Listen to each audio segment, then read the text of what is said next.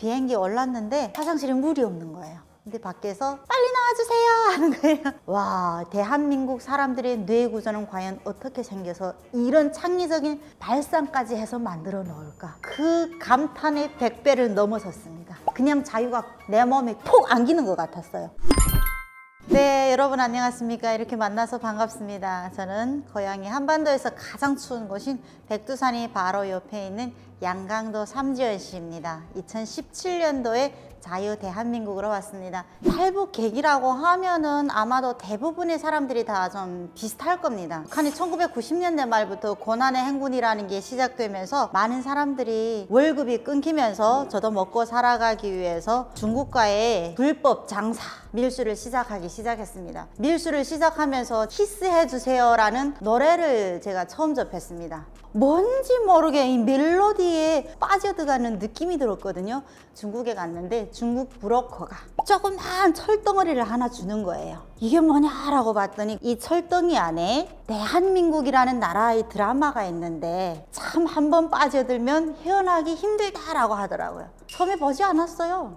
북한에 있을 때 세뇌 교육이란 걸 너무나도 많이 받아왔기 때문에 굳이 내가 한국 드라마를 볼 필요가 있나 라고 보지 않았습니다. 북한이라는 나라에 넘어오면은 한국 드라마를 보지 말래요. 중국에 가면은 한국 드라마를 보라고 또 이 상인이 막 강요하거든요. 그래서 제가 궁금해가지고 처음에 한국 드라마를 봤는데 치욕스럽더라고요. 우리나라의 드라마가 너무 막장입니다. 삼각관계가 지저분하고요. 시어머니가 며느리한테 김치로 싸대기를 때리지 않으면은 마시고 있는 물컵에 물을 쫙 뿌리면서 돈까지 뿌려주는 거예요. 필요 없다고. 이게 진짜 내가 북한에서 배워왔던 썩어빠진 자본주의 황색날라리 풍이로구나 하고 안 봤습니다. 며칠을 안 보니까 뇌리 속에서 자꾸 지령을 하더라고요.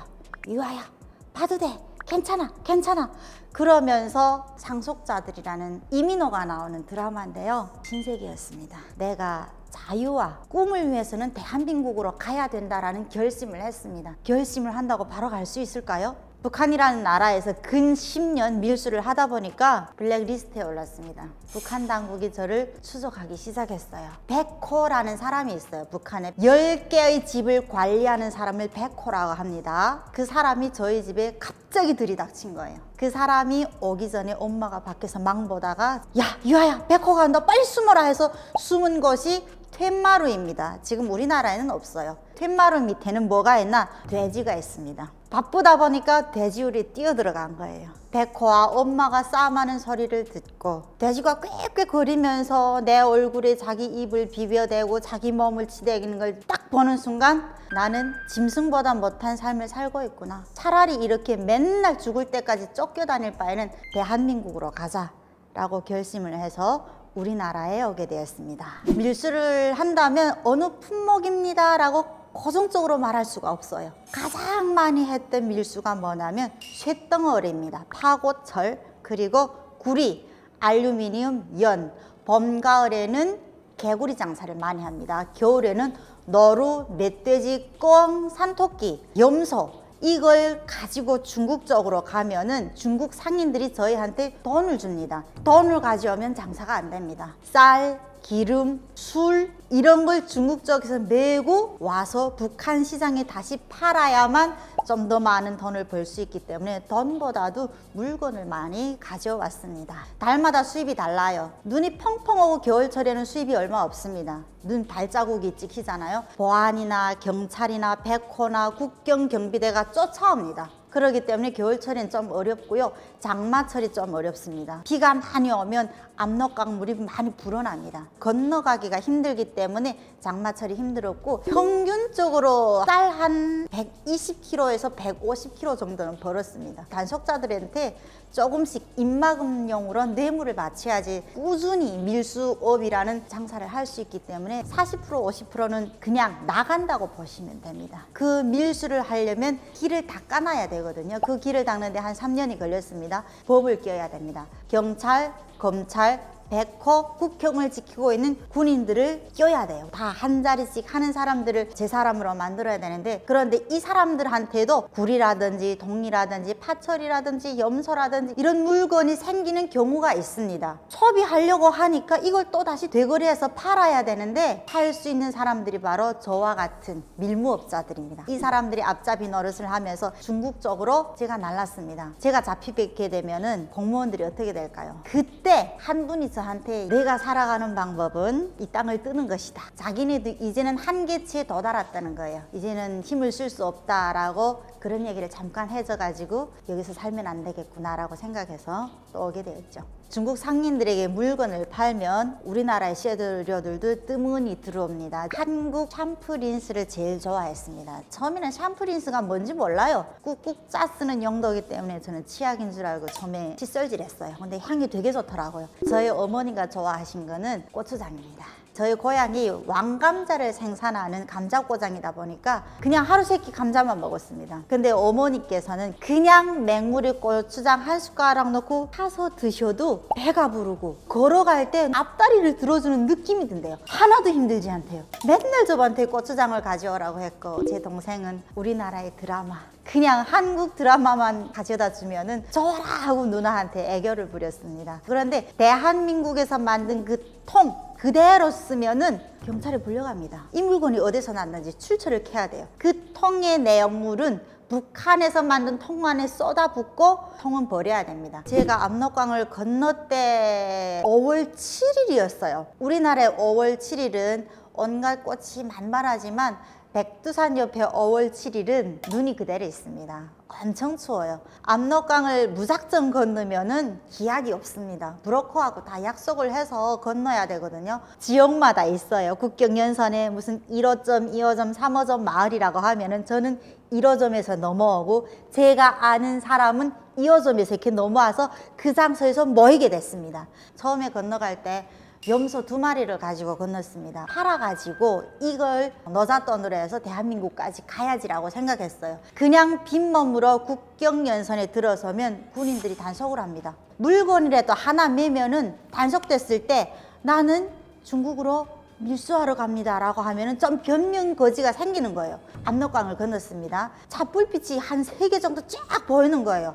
아, 이상한데 우리 차가 아닌데 혹시라도 변방대가 아닐까라는 생각에 밀수꾼들이 모집하고 있는 집결 장소가 있어요. 거기에 숨은 거예요. 제가 보니까 아니나 다를까 변방대가 내려오는 거예요. 조그만 총을 옆구리에 딱 차고 아주 군인스럽게, 너무 긴장해가 나니까 옆에 있는 염소 2마리를 아주 그냥 꽉 안았어요. 염소를 꽉 안으니까 염소들이 쌍으로 울기 시작했습니다. 내가 여기 있으니까 빨리 잡아가 주세요 신호를 보낸 거예요. 그 소리를 듣고 변방대가 뛰쳐왔습니다. 총을 대니까 저는 그냥 자연스럽게 일어난 거예요. 일어나서 사지가 떨리기 시작했습니다. 무릎 꿇고 한 번만 살려달라고 막 난리를 쳤거든요. 멀거리 말이 아니니까 뭐라 하더니 차에 타래요. 차에 타면은 차 방향이 어느 쪽에 가 있는가에 따라서 친선다리로 건너가는가, 친선다리로 건너가면은 무조건 교화를 가야 됩니다. 짧아서 3년이에요. 근데 참머리를 돌리던 게 300m밖에 가지 않았어요.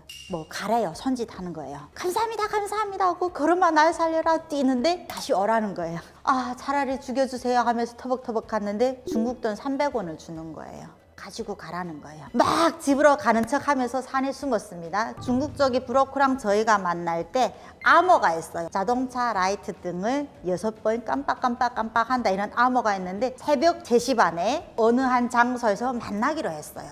약속 시간이 지났는데도 오지 않는 거예요. 그 저희가 중국 개인집 옥수수 무덤에서 2박 3일을 지냈는데 이틀 후에 그 장소에서 차가 깜빡깜빡 하는 거예요. 뛰어내려갈 맥도 없었습니다. 너무 추위에 떨어지 하나도 먹지도 못했지 하니까 살아야 되겠다는 이 의지로만 버텨낸 것 같아요. 여기서 죽으면 내가 진짜 무주고원이 되겠구나. 이를 악물고 뛰어내려갔더니 저희 차량이 맞는 거예요. 저희가 약속했던 그날에 중국 변방대에서 기습적으로 사태가 일어나가지고 못 올라올 상황이 됐다. 미안하다라고 하시더라고요. 그 차를 타고 심양까지 갔어요. 자다가 심양에 내리니까 어떠한 브로커 브로커 집에 있더라고요. 그 브로커 집에서 한 3개월 정도 있었습니다. 인원이 차지 않아서 그 인원을 기다리고 있었습니다. 기다리다 지치더라고요. 아, 한국 가는 게 힘들구나, 개고생이로구나, 어디도 못 나가게 가둬놓을 거면은 다시 북한으로 보내달라고 하니까 너무 저희가 막 찡찡거리니까 보내주더라고요. 그래서 저희는 3명이 왔습니다. 심양에서 또 버스 타고 건명까지 갑니다. 중국 건명. 맞은편에 라오스라고 해요. 쪽배 타고 라오스에 가서, 라오스에서 태국 가려면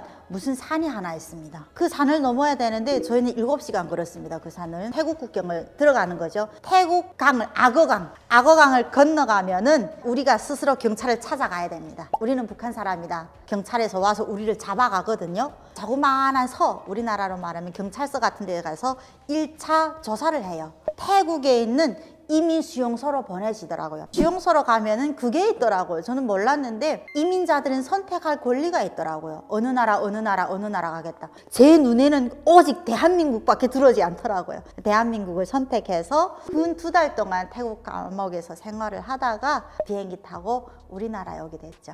처음에는 압박감이랄까? 그냥 우리를 버스 같은 데 태워서 태국이라는 어느 한 감옥에 내려놓으니까 혹시라도 이게 북한에 보내지 않을까? 처음에는 많이 두려웠어요. 그런데 그 방에 들어가니까 다 우리 사람들인 거예요. 몇백 명이 있었습니다. 몇백 명, 장난 아니에요. 대화를 하고 과거 얘기를 하고 앞으로 대한민국이라는 나라에 가서 어떻게 살는지 이런 얘기를 하니까 안정감을 느꼈던 것 같아요. 태국에 가면은 감옥을 3번 옮겼습니다. 2번째 감옥에 갔는데 목사님 2분이 오셔가지고 뭘 먹고 싶냐, 고추장에 김치 좀 갖다 주십시오 하니까 과일도 사다 주시고 바나나도 가져오고 김치도 가져오고 장도 갖다 주고 하는데 살 것 같더라고요. 근데 그때 보고 아직 한 번도 그분들을 보지도 못했어요. 또 고맙다는 인사말도 못하고 우리나라에 온 것 같습니다. 또 일주일에 한 번씩 우리나라 대사관에서 도시락을 갖다 줍니다. 꿀맛이었어요. 주말에 한 번씩 오거든요.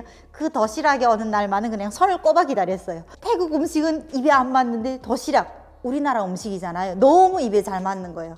그래서 도시락 언제 올까? 아, 내일은 도시락이 오는 날이네 하면서 서로가 막 손뼉을 치면서 좋아하던 그런 기억도 나요. 태국 공항에 들어서니까 멋있더라고요. 비행기 올랐는데 비행기 안이 엄청 큰 거예요. 처음 비행기를 타보니까 그 몸이 다 쪽으로 붙어가지고 어깨가 다 아팠어요. 안내원들이 뭘 드시겠습니까? 뭐 이러는데 처음 경험하다 보니까 상대방이랑 대화한다는 게 두려웠거든요. 내가 익숙한 대한민국의 비빔밥. 저랑 같이 중국에서부터, 중국 심양에서 본 친구가 있습니다. 걔는 양식을 시켰어요. 입에 안 맞는 거예요. 언니야 바꿔 먹자 하는 걸 좀 한 숟갈만 줬어요. 안 주면은 너무 박하다고 하겠지. 맛보기나 해라 하고 줬는데 먹고 나니까 화장실 가야 되잖아요. 비행기 안에 화장실이 있다는 사실을 몰랐어요. 공중에서 대소변을 어떻게 봐? 그러면 이 대소변이 어디 떨어지지? 참다 그래. 화장실 가야지 하고 갔는데 화장실에 물이 없는 거예요. 내가 볼일을 봤는데 이걸 어떻게 내려야 되냐? 황당한 거예요. 그 다음에 막 앞뒤를 보니까 중국 비행기도 우리나라처럼 옆에 누르는 게 있거든요. 찾았는데 옆에 아무것도 없는 거예요.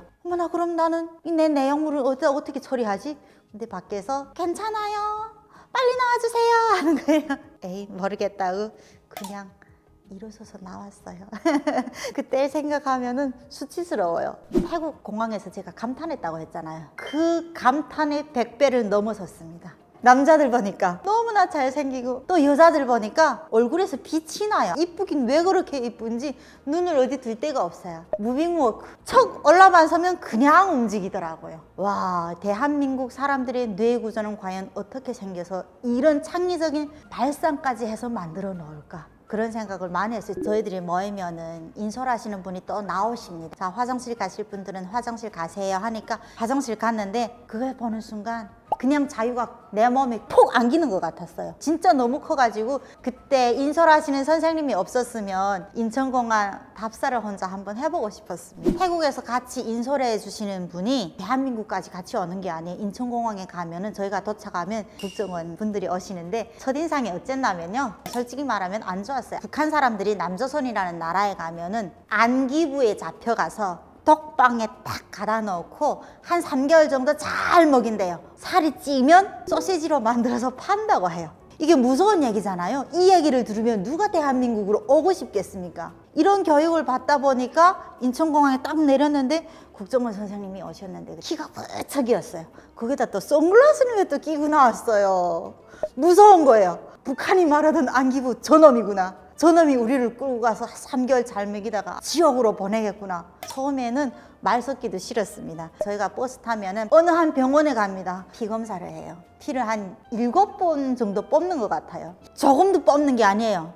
이만큼 뽑더라고요. 북한에서 그런 검사 못 받아봤거든요, 저는. 근데 우리나라에 내리자마자 피를 아주 그냥 이따만씩 뽑아가는 거예요. 속으로 막 욕을 해요. 이렇게 애써 모은 내 피를 왜 이렇게 쫙쫙쫙 뽑아가냐고 막 짜증나는 거예요. 근데 피를 뽑아가지고 간염 검사부터 시작해서 일체 검사를 다 하더라고요. 검사를 한 반나절 하고 국정원에 들어가면은 저희가 가져온 소지품 일체 다 회수입니다. 새로운 모든 일체 옷들을 다 줍니다. 식사시키고 방 배치를 합니다. 그 다음부터 조사를 시작합니다. 엄청 겁났어요. 안기부 지하실에 들어가서 전기고문을 겁나 받겠구나. 두려웠어요, 국정원이. 그런데 조사실에 내려가니까 1:1 조사를 하는데 우리 아빠한테서 듣던 목소리보다 더 따뜻한 목소리로 저를 질문하는데 얼었던 얼음 덩어리가 다 녹는 기분이었어요. 그냥 술술술술 얘기하게끔 하는 거예요. 막 얘기하다가 머리가 아플 때가 있어요. 그분이 아시는지 오전에는 조사를 하고 오후에는 산책을 시켜줘요. 저는 그 선생님한테서 조사받는 게 너무 좋았거든요. 나는 여기서 조사 더 받았으면 좋겠네 하고 속으로 생각했어요. 3일이면 끝나더라고요. 국정원 선생님께서 이렇게 많은 탈북민들이 배고픔에 허덕이면서 힘들게 우리나라에 오는 이유가 김정은 돼지 때문이다 이러더라고요. 저 충격받았습니다. 사실은 북한이 싫어서 온 거는 맞거든요. 근데 북한에 있을 때 세뇌교육, 어디 김일성, 김정일, 김정은한테 돼지란 소리 들으니까 발끈한 거예요. 어디 우리 장부님한테 그런 말 하시면 안 됩니다. 그러니까 그분이 역사교육을 시키는 거예요. 김씨 일가들 밑에서 세뇌를 받다 보니까 사람이 잘못된 길로 갔겠구나 라고 생각을 했겠죠. 6.25 전쟁부터 시작되더라고요. 6.25 전쟁 역사 선생님이 이 안에서 다 설명을 해드릴 수 없으니까 현장 체험 나갈 때가 있다. 전쟁 기념관도 가고 좋은 곳도 가보고 또 사회생활을 하면서 인터넷 접속도 해보고 나가서 이 역사에 대해서만은 꼭 정확히 알고 넘어가라 라고 하더라고요. 한국 사회 나와서 우리나라의 그 6.25 전쟁 역사 책을 먼저 사서 봤어요. 북한이 일으킨 전쟁이더라고요. 늦게나마 우리나라에 와서 알게 되었어요. 솔직히 국정원 선생님들이 저희보다 제 고장을 더 잘 알고 계십니다. 벽이 있어요. 조사받는 공간이 있을 거잖아요. 그 벽면에 한반도 지도가 있습니다. 한반도 지도에서 정확히 제가 살던 고장을 짚었고요. 구글 위성지도 쫙 들어가니까 저희 집이 나오는데 와, 선생님이 이걸 어떻게 알지? 혹시 선생님이 북한에 갔다 오셨나? 대한민국 정보력 무시 못하겠구나. 한국 나가서 생활 잘해야지. 이분들이 또 날 뒤쫓아와서 어떻게 할지 모르겠구나. 그런 생각을 했습니다. 국정원에 있을 때 한 번씩 사회 체험을 합니다. 저희는 전쟁기념관이랑 63빌딩 그리고 점심 뷔페를 먹고 국정원으로 들어가게 되는데요. 깜짝 놀랐어요. 그 남자들이 아주 그냥 총 가지고 재갈을 부리는데 총을 막 던지고 받고 휘락 하는데 재수가 이만저만 아니더라고요. 이 나라는 국민을 위해서 많이 노력을 하고 또 군인 또한 역시도 내가 맡은 임무에 성실히 충성을 다하는구나.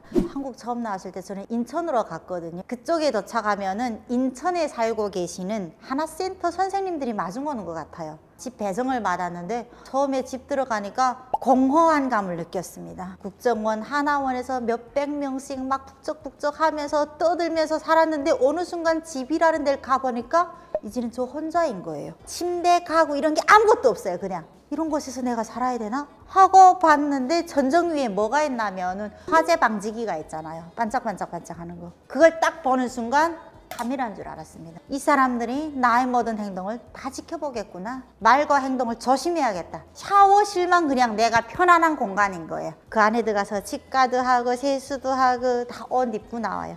나와서는 벽을 밀면서 다녔어요. 보이지 않으려고. 근데 어느 순간 보니까 그게 화재 방지기라고 하더라고요. 그리고 다음 날에 선생님이 맛있는 거 사준다 하더라고요. 삼겹살 집에 갔는데 너무 맛있는 거예요. 삼겹살이. 북한에 있을 때 고기를 구워 먹는다는 이런 문화를 몰랐습니다. 우리나라는 부위별로 목살, 갈매기살, 삼겹살, 오겹살, 무슨 살 너무 많아요. 북한은 그냥 돼지를 잡으면 돼지고기 끝이에요. 돼지고기도 큰 솥가마에 넣어서 부글부글 끓여서 그 국물 구수한 맛에 먹었거든요.